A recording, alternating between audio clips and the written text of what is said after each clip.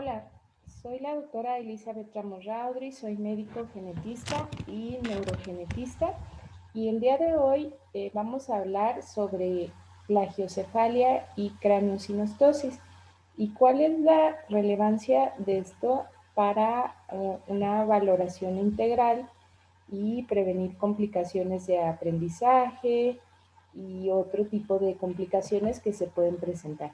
Entonces voy a ir poniendo la pantalla para poder compartir la presentación.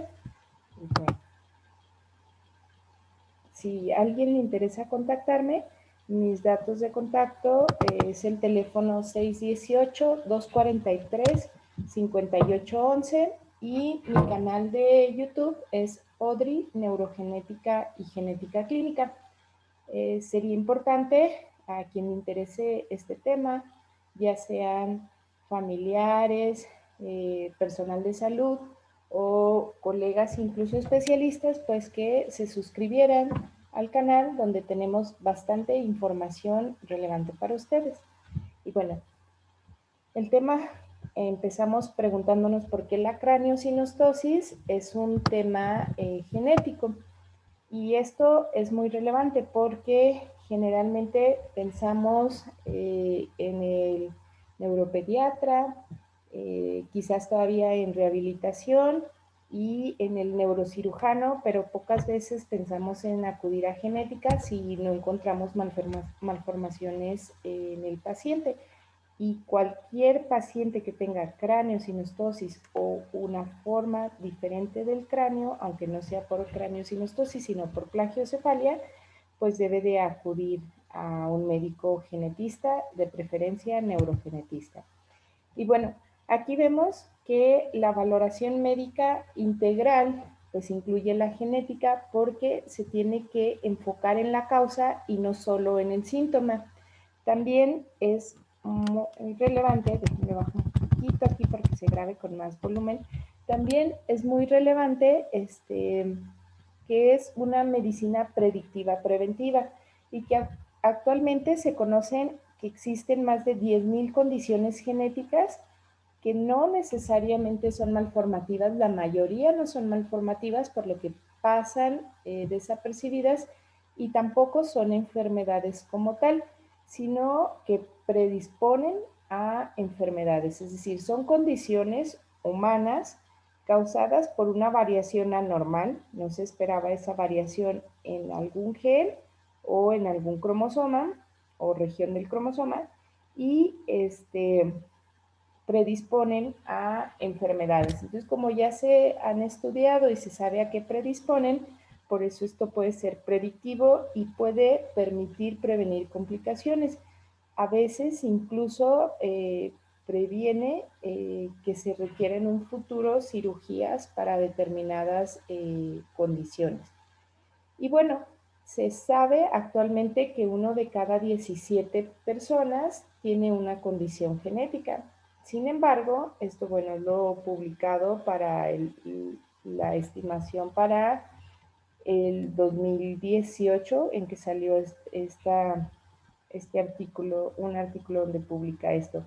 Sin embargo, no todas las personas se estudian en genética y de los que se estudian, no todo se reporta. Entonces, esto debe ser muchísimo más alto, debe de corresponder cerca de 1 de cada 5 personas.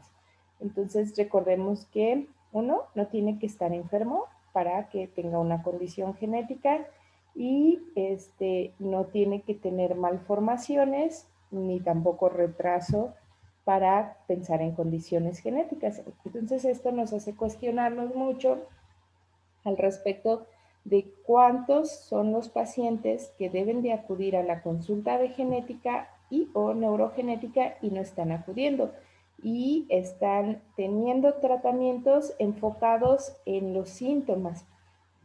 Estamos en una etapa de transición. Muchos de los tratamientos se enfocan solamente sintomáticos. Me duele la cabeza, me dan algo para el dolor de cabeza. Y no siempre se busca la causa. O tiene crisis convulsivas, le dan el antiepiléptico, pero no buscan la causa siempre de esa epilepsia. Y eso realmente complica porque se dan demasiados medicamentos que son medicamentos controlados, incluso en niños. Y estos medicamentos controlados pues tienen efectos adversos, son adictivos y entonces sí es importante analizar este punto porque muchos de los pacientes, determinando la causa, el tratamiento sería otro. Hay nuevos tratamientos que es importante mencionar que se enfocan en la neuroplasticidad y en la neurogénesis. Entonces, neurogénesis quiere decir formación de nuevas neuronas y la neuroplasticidad quiere decir que las neuronas que están, por ejemplo, en un paciente que ha tenido atrofia del cerebral, que han muerto algunas de sus neuronas, que estas neuronas con las que cuente puedan hacer su función y tomar parte de la función de las neuronas que ha perdido. Entonces, hay etapas críticas que cuentan con mayor plasticidad cerebral, pero todos, aunque tenga el paciente 105 años, sigue formando neuronas, que es la parte de la neurogénesis, y sigue con neuroplasticidad. Entonces, hay tratamientos enfocados en esto. Sin embargo, es muy importante hacer mención de que hay que tener mucho cuidado con las personas que estafan a través de la esperanza en esto de la salud en general y en los niños, porque en la parte de neurología pues hay muchos pacientes que pueden estar severamente afectados y les proponen esta parte del uso de células madre, lo cual no, para neurología realmente no es una aplicación actual. Se utilizan para cáncer, en ciertos tipos de cáncer y en institutos nacionales y con una experiencia pues importante al respecto, no de forma particular, porque vaya, bueno, a veces hasta cirugías les hacen para ponerle células madre en articulaciones y que nervios y que no sé qué, y pues no, eso actualmente no es así. Entonces es muy importante saber que sí, los tratamientos nuevos están enfocados en neuroplasticidad y neurogénesis, pero que actualmente no está disponible realmente un tratamiento eficaz de células madre a los pacientes para no ser víctimas de estas personas que incluso a veces son doctores generales o de otras especialidades que promueven esto, pero no, realmente no. Y bueno, vamos a empezar con esto de qué es la craneosinostosis. Bueno, la craneosinostosis es el cierre prematuro de una o más suturas craneales. Entonces, este cierre prematuro se debe detectar a tiempo. ¿Por qué?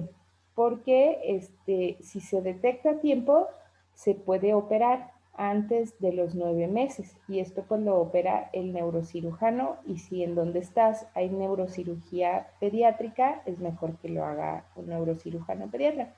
En sí no entran al cerebro, simplemente libera la sutura que cerró prematuramente y permite que el cráneo siga creciendo de forma normal.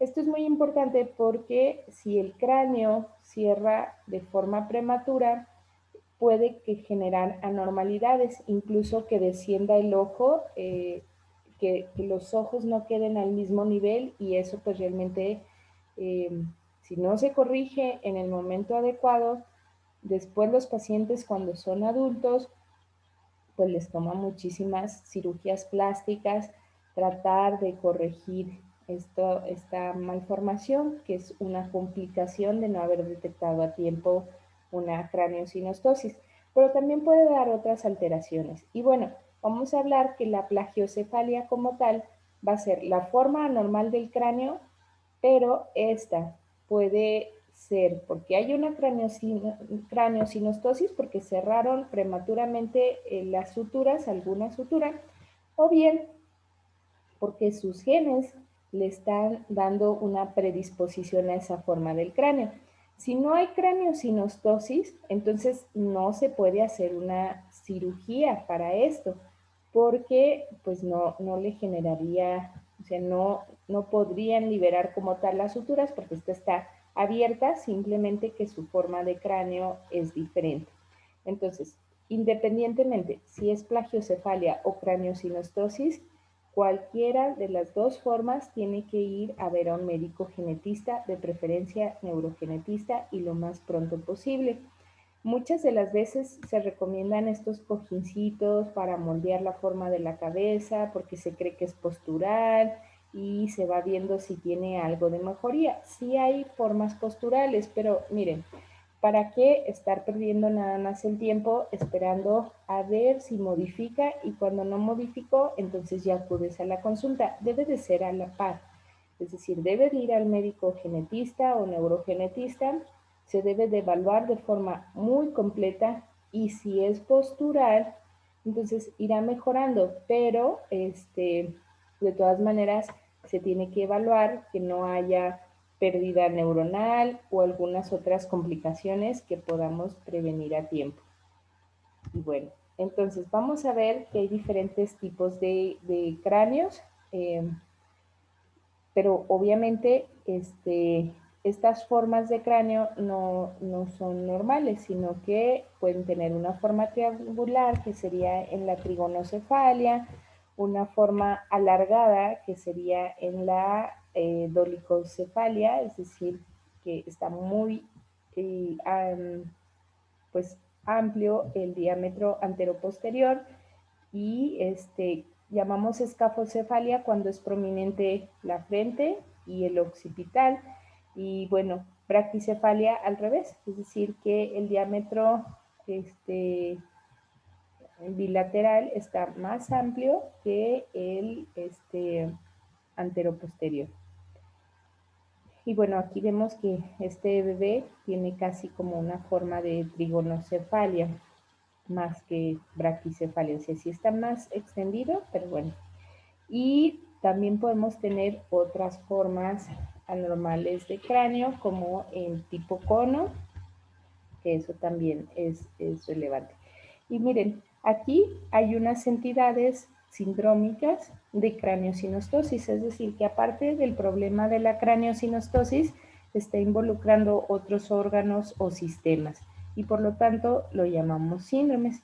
Se han reconocido más de 65 entidades, por ejemplo, en el panel que se pide para el estudio molecular de craniosinostosis, pues incluye 65 o más entidades.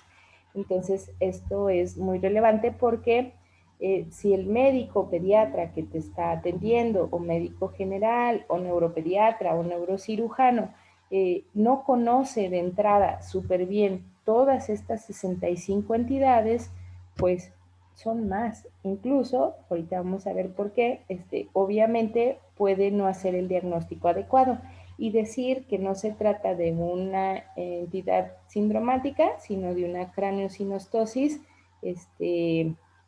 que no tiene un origen genético, y eso pues es realmente pues muy lamentable porque el paciente se queda sin el diagnóstico pensando que ya vio al médico correcto. Por eso siempre tiene que ser un médico genetista quien también valore a estos pacientes.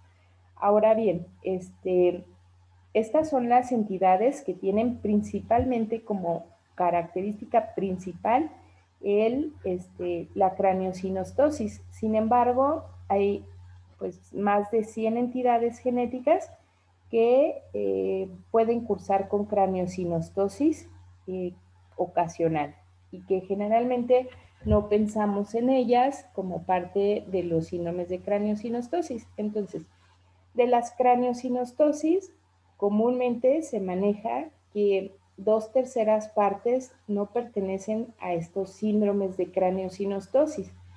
Pero eso de que no pertenezcan a estos síndromes de craniosinostosis no quiere decir que no tengan su origen en una condición genética.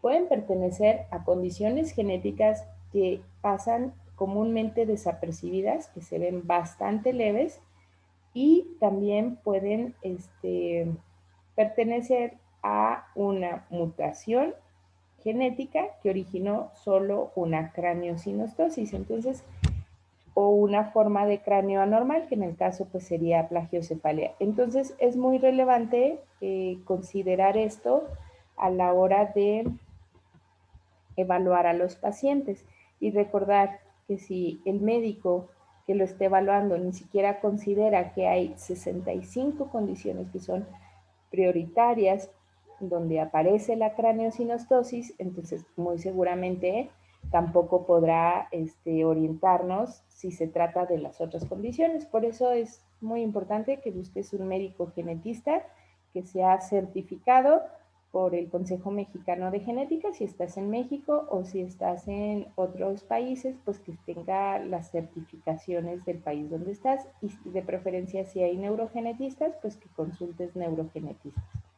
Y bueno, vamos a ver varios síndromes que son clásicos, donde está la craneosinostosis, pero tenemos otras malformaciones. Y aquí pues obviamente al verlo puede el médico determinar que se trata de una condición genética. Aquí vemos cómo hasta las orejitas están de baja implantación, cómo la cruz del hélix cruza todo el pabellón auricular, o sea, datos que son relevantes, o malformaciones a nivel de los dedos o otras malformaciones evidentes. Pero estos pertenecen a los síndromes que comúnmente identificamos como condiciones, síndromes de craneosinostosis.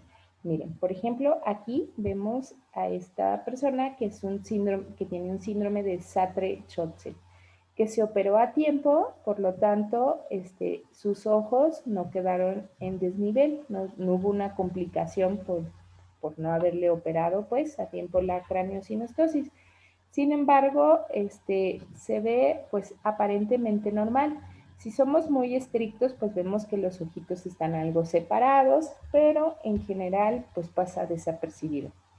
Luego, la siguiente foto es de una paciente que tiene síndrome de Smith-Magenis. Y el síndrome de Smith-Magenis, pues no, realmente no es un síndrome que nosotros de primera instancia recordemos que cursa con craneosinostosis. Sin embargo, a la exploración detallada, este síndrome da ciertas características físicas que semejan algunos datos con síndrome de Down. Entonces, ya buscando los datos, ya puedes orientarte a cuál condición puede ser, cómo hacer el diagnóstico, qué puedes prevenir y si además está cursando con riesgo de tener craneosinostosis o solo tiene una forma de cráneo diferente. En la siguiente foto tenemos a un paciente con síndrome de Williams y si se fijan se ve muy normal el paciente, sus dientitos frontales pues largos, separaditos, sus labios muy gruesos, pero puede pasar desapercibido para médicos que no son genetistas.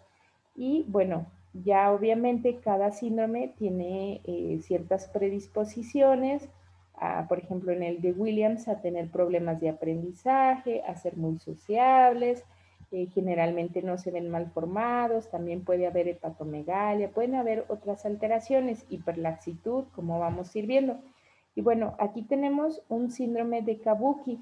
Si se fijan, se ve muy bonito el niño con sus chapetitos y sus pestañotas, porque también las pestañas largas son parte de esta condición. Aquí se ve este huequito entre el ojo y el párpado que se llama euriblefaron. No siempre es tan notorio, pero es también característico del síndrome Kabuki y otras condiciones. No todas las presentan.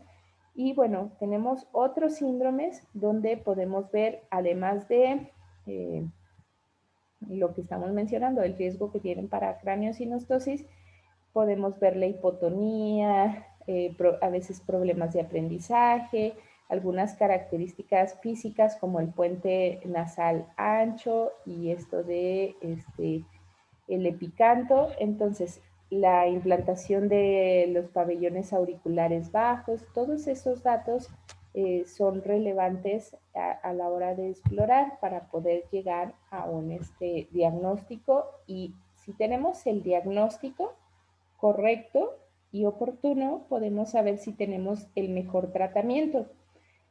Si no tenemos un diagnóstico, no podemos causarlo, o sea, saber por qué esa persona en específico o ese bebé tiene o la plagiocefalia o la craneosinostosis, pues no podemos saber si el tratamiento que estamos dando realmente es el mejor tratamiento o hay otras opciones o hay cosas que tenemos que estar al pendiente y prevenir y pues no, como no lo tenemos, solo podemos ir como conforme aparece la complicación, tratar de corregirla, de revertir y a veces pues cuando ya aparece ya no son reversibles estas complicaciones. Y bueno, aparte de la craneosinostosis que nos va a dejar algunas formas de cráneo normales, también es muy importante saber que va a predisponer a la muerte de ciertas neuronas o nos va a impedir que el cerebro crezca al tamaño que debe de crecer y desarrollarse. Entonces, esto nos va a llevar a datos de retraso psicomotor y a datos de a veces de alteraciones del tono como hipertonía o hipotonía, otras alteraciones que hay que considerar. Hay muchos rasgos que van desde muy leves y algunos muy marcados e incluso muchas de las alteraciones del tejido conectivo que son muy frecuentes, que no tienen malformaciones evidentes la mayoría de las veces, van a cursar con este riesgo para craneosinostosis o plagiocefalia. Recuerden que a veces, pues, simplemente por la condición genética, se describe que la forma del cráneo es trigonocefalia o que tiene braquicefalia o occipucio plano. Y cuando uno hace el estudio para buscar si hay una craneosinostosis, a veces no la hay y por lo tanto, pues la cirugía no, en este caso no le sería benéfico. Pero tiene que ser un abordaje integral, o sea, se tiene que hacer el diagnóstico completo. No es solo agarro al niño porque tiene una forma de cráneo distinto, lo llevo solo con el radiólogo y que me haga el estudio, porque el radiólogo obviamente es especialista en los estudios, nos va a decir si tiene o no la craneosinostosis, pero él no nos va a decir si es o no de origen genético y no nos va a decir que podemos prevenir.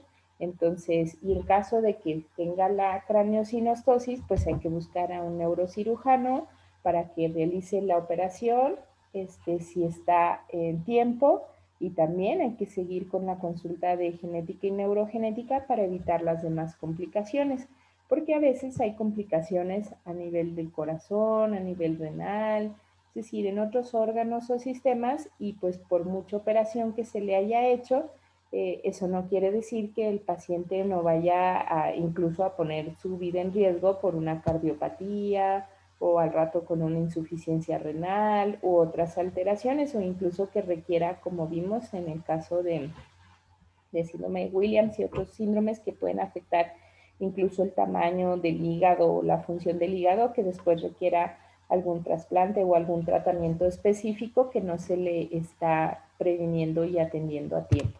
Y bueno, vamos a ver que en las alteraciones del tejido conectivo encontramos datos muy sutiles. Aquí, por ejemplo, en la esclera, que es lo blanco del ojo, muchas de las veces se ve blanco verdoso, blanco azulado, miren. No, aquí se debe de ver blanco, blanco. Y vemos blanco, blanco. Este es un síndrome de Rubinstein-Tay.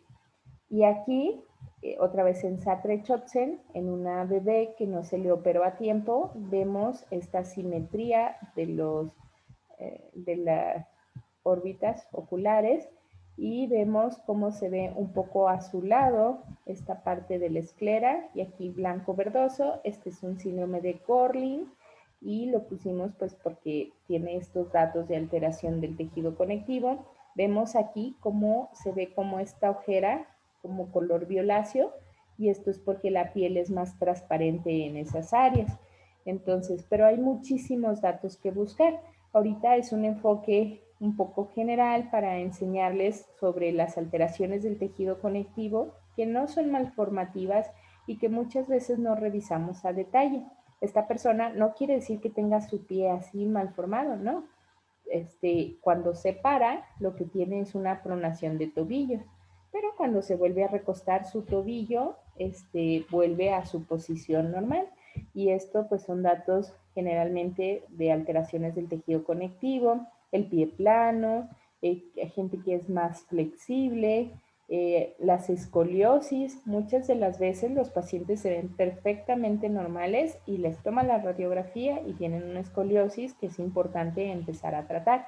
Además de que esto nos genera problemas incluso severos como resistencia a la insulina desde pequeños, porque genera dolor, que se liberen hormonas de estrés como adrenalina, noradrenalina y cortisol, nos puede dar datos de hiperactividad, nos puede dar datos de resistencia a la insulina, en adolescentes de síndromes de mujeres, pues síndromes de ovarios poliquísticos, y vamos que todo se va complicando más allá. La piel se estira más de lo común, se siente como plastilinita. Miren, aquí la flexibilidad que tiene, y esto es importante porque generalmente la consulta médica no es tan detallada en estos aspectos genéticos y se pasan por alto muchos de ellos. Incluso en la resistencia a la insulina, pues vemos que se va marcando áreas más pigmentadas, generalmente alrededor de las uñas, en los nudillos, en los nudillos, en las articulaciones. Entonces es importante ir buscando estos datos. Vemos aquí esto que se llama hiperkeratosis pilar, que mucha gente lo refiere como piel de gallina. Bueno, estos son datos de resistencia a la insulina y es muy importante identificarlos porque, bueno, aparte de lo estético, nos está avisando que algo no está funcionando bien en ese paciente, y hay que buscar la causa de la resistencia a la insulina, no solo identificar que tiene la resistencia, tratar la resistencia, sino también buscar la causa para que ese paciente no sea dependiente de tratamientos. Y bueno, vamos a ver esta parte de neurogenética en pediatría, porque sí hay que hacer un hincapié de cuál es la diferencia de consultarse en neurogenética. Bueno, primero que la consulta de neurogenética tiene que ser completa, dirigida y detallada, tanto en los aspectos genéticos como neurológicos. Y que, bueno, está la parte de la historia clínica, de la exploración física y esta parte del consentimiento, porque actualmente, afortunada y de forma afortunada, pues existen muchos estudios moleculares que nos pueden ayudar, pero que hay que explicar al paciente desde antes de pedirlos, y que sepa para quién le van a ayudar y qué es lo que puede identificar en estos estudios.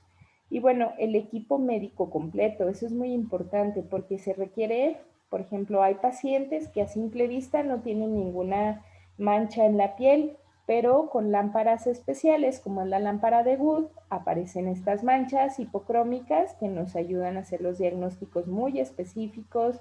Se requiere equipo para valoración tanto a nivel endocrinológico, del desarrollo endocrinológico, para la talla, para la valoración neurológica. Entonces es una consulta realmente completa. Y bueno, además, se requiere pues una capacitación específica y continua, porque incluso, por ejemplo, cuando se identifican deficiencias de vitaminas específicas, que estas actúan como factores de transcripción, es decir, permiten que se expresen o regulan más bien la expresión de genes. Pues hay que identificar específicamente qué vitamina, en qué nivel está, pedir los estudios de laboratorio, dar la dosis específica. O sea, no se trata de dar un suplemento vitamínico a todo mundo, no todo mundo requiere vitaminas, eso es muy importante, pero se trata de tener esta capacitación. Y esta capacitación toma muchos años, más de 15 años, el saber exactamente quién necesita qué, cómo hacer el diagnóstico. Y a veces pensamos que el manejo de las vitaminas es algo simple que puede llevar a cabo personal de salud que no son médicos o médicos generales, y la realidad es que no. O sea, la realidad es que incluso muchos pediatras no tienen el conocimiento específico para identificar alteraciones neurológicas por deficiencias que se pueden tratar de forma muy simple, pero que tenemos que tener el fundamento científico. Y aquí cabe aclarar, porque luego a veces malinterpretan esto y piensan que es una medicina alternativa. Y no es una medicina alternativa, es una medicina completamente científica, pero si tú no requieres un tratamiento que te lleve a efectos adversos y lo que requieres es una vitamina, que de hecho se llama vitamina, porque tiene un grupo, cuando se descubrió, se vio que tenía un grupo amino y que era vital, es decir, que si no se tenía, la persona podía incluso fallecer. Entonces, pues es lo que se te va a dar, pero eso es muy importante porque a veces malinterpretan esto porque piensan que entonces cualquier multivitamínico les iba a hacer y que era algo muy simple y no es así. Tanto que no es así porque hay personas que tienen tratamientos con medicamentos controlados como benzodiazepinas, clonazepam, lorazepam y estos derivados de las benzodiazepinas que son muy dañinos y que a veces el problema está en algo más simple y realmente ni siquiera tienen la indicación adecuada y están sin controlar por completo el problema. Entonces, por eso es importante especificar esto aquí en capacitación específica y continua. Entonces, tampoco quiere decir que todo se resuelva con eso, ¿no? Sino que necesitas ir con el médico indicado y que te haga la valoración integral, determinar la causa y sabiendo la causa, saber qué opciones de tratamiento están disponibles. Y bueno, miren, también se requiere para esta capacitación para la interpretación de los estudios radiológicos, de los estudios paraclínicos, de citogenómica, para saber qué estudios se van a pedir realmente que sean de utilidad. Es muy importante recordarles que cuando se vayan a hacer cualquier estudio genético molecular como tal, debe ser el genetista quien lo pida, nadie más. O sea, actualmente muchos especialistas son muy buenos, se capacitan en muchas áreas y piensan que pueden suplir al médico genetista pidiendo ellos directamente el estudio molecular. Y es un error muy grande porque primero ni tienen la formación de bioética que deben de tener para poder explicar al paciente, poderle informar sobre qué es lo que puede esperar de ese estudio y hay situaciones muy específicas que pues no competen a la plática, pero sí, por ejemplo, diagnósticos en adultos que pueden poner en riesgo hasta la vida del paciente porque pues tiene ya ciertas alteraciones psiquiátricas, no es el momento para pedir ese estudio y le dan información que el paciente realmente no puede manejar. Entonces sí es importante tener precaución en esto y la mayoría de las veces pues solo pierden su dinero porque piden estudios que no eran en la mejor opción o el estudio que requerían. Y bueno, hay herramientas para el asesoramiento pre y post estudio, es decir, antes de pedir el estudio hay que explicar muy bien qué opciones hay, costos, todo esto es muy importante y no solo decidir desde el paciente. Y bueno, también contar con un directorio para pruebas genéticas, estudios paraclínicos, directorio de médicos especialistas y profesionales de salud, porque recuerden que este es un manejo multidisciplinario y que así como no solo es hacer la cirugía en el caso de una craneosinostosis, tampoco es solo hacer el diagnóstico y no brindarle al paciente la posibilidad de la cirugía o la posibilidad de la rehabilitación, etcétera. Por eso es importante. Y de forma rápida, pues quiero mostrarles aquí una historia clínica completa para neurogenética en pediatría, los datos que hay que recabar, desde el embarazo, si hubo alteraciones, si hubo medicamentos. Hay incluso teratógenos, que son sustancias que durante el embarazo, cuando la mamá se expone a ellos, pueden causar malformaciones en los bebés, y esto pues puede incluir las formas de cráneo anormales y las craniosinostosis, pero no simplemente porque sospechamos que la mamá se expuso a esto, decir, se trata de eso. Muchas de las veces les dicen a los niños erróneamente, a los papás de los niños principalmente, que se trata de una infección por citomegalovirus, por rubiola, etcétera, y hacen sus diagnósticos sin poder confirmar realmente y tener un sustento, y se tratan de condiciones genéticas que toda la vida la mamá piensa que si a ella no le hubiera dado tal infección, el niño estaría bien, y aparte no le dan el seguimiento que requiere, se va complicando, y y según ellos tienen un diagnóstico, y cuando evalúas, pues realmente no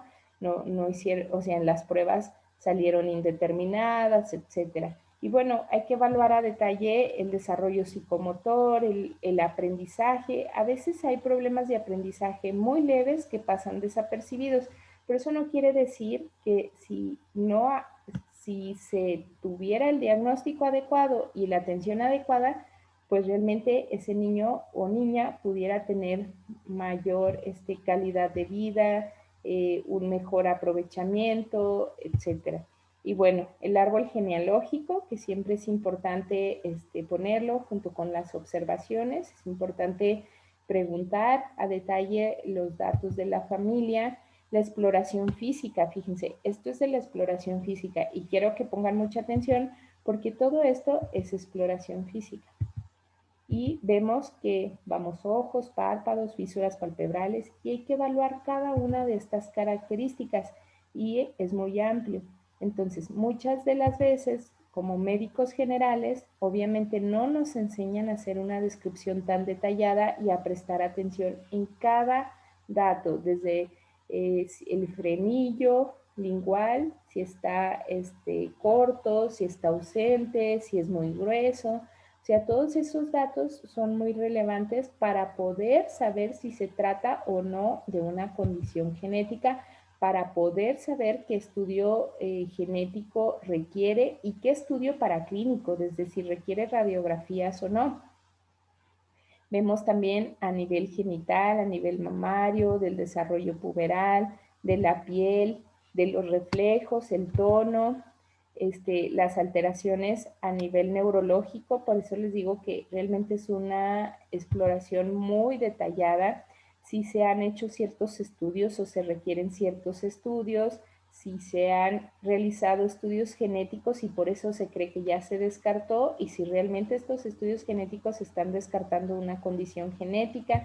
Entonces, todos estos datos, los recursos con los que contamos, pues nosotros, por ejemplo, en ODRI Neurogenética tenemos una galería científica que es de acceso gratuito, pero es para personal de salud, y lo que hace es permitir dar estos asesoramientos con las imágenes adecuadas, porque muchas veces buscas en el internet de forma libre y pues lo que ves son imágenes muy amarillistas y poco reales realmente, o la forma más severa. Y entonces el papá o la mamá, pues obviamente, en vez de ver una oportunidad en el diagnóstico, una oportunidad para el desarrollo adecuado de su hijo, para una muy buena calidad de vida, tanto de su hijo como de la familia, porque cuando se afecta a un paciente, se afecta a la familia, la calidad de vida de la familia. Y además en lo genético, pues a veces hay riesgo para ciertos familiares. Entonces, eso es importante, pues el paciente se cierra, se entra en un proceso de negación por esta información errónea.